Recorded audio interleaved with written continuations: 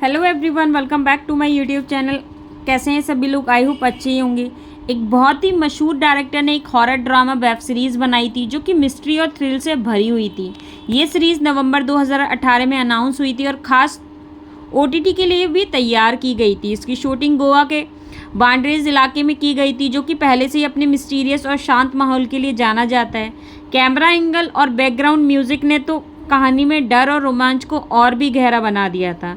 इस सीरीज़ की कहानी 4 राइटर्स ने मिलकर तैयार की है, जो आपके रोंगटे खड़े कर देगी।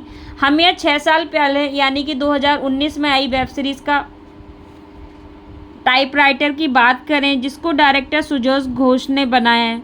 सुजोय इससे पहले कहानी और बदला जैसी थ्रिल फिल्मों को भी डायरेक्ट कर चुके हैं। इस सीरीज़ में कई दमदार एक्टर्स ने काम भी किया है। पूरब कोहली ने इंस्पेक्टर रवि आनंद का किरदार निभाया था, जबकि पलोमी घोष जैनी फर्नांडिस के रोल में दिखी हैं। इसके अलावा जीसू सेनगुप्ता और समीर कोच्चर ने भी अपने किरदारों से दर्शकों के दिलों में एक गहरी छाप भी छोड़ी है। सीरीज़ में सबसे ज़्यादा अहम रोल बच्चों के हैं, जिनमें आरना शर्मा, मिखाइल गांधी, पलाश कंबले और आर्यश मालवीय शामिल हैं, जो कि मिलकर एक घोस्ट क्लब बनाते हैं और मिस्ट्री की खोज में लग जाते हैं। इन बच्चों के अभिनय में मासूमियत और जिज्ञासा साफ नज़र आती है।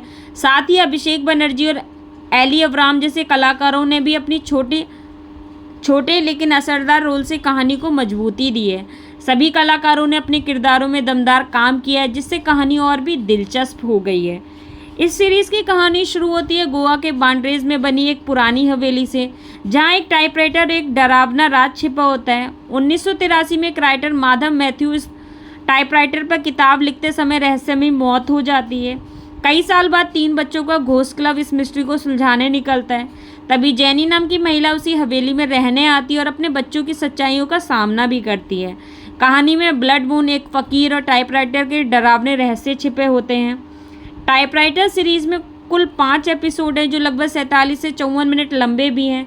इसका पहला सीज़न 2019 को नेटफ्लिक्स पर स्ट्रीम हुआ था और IMDb पर इसे 10 में से 6.5 की रेटिंग भी मिली थी, जबकि बाकी प्लेटफॉर्म्स ने भी इसे लगभग 10 में से 6.4 की रेटिंग दी है।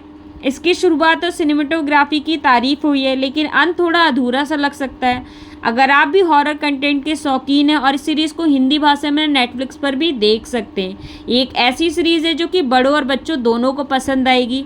Thanks for watching, bye bye.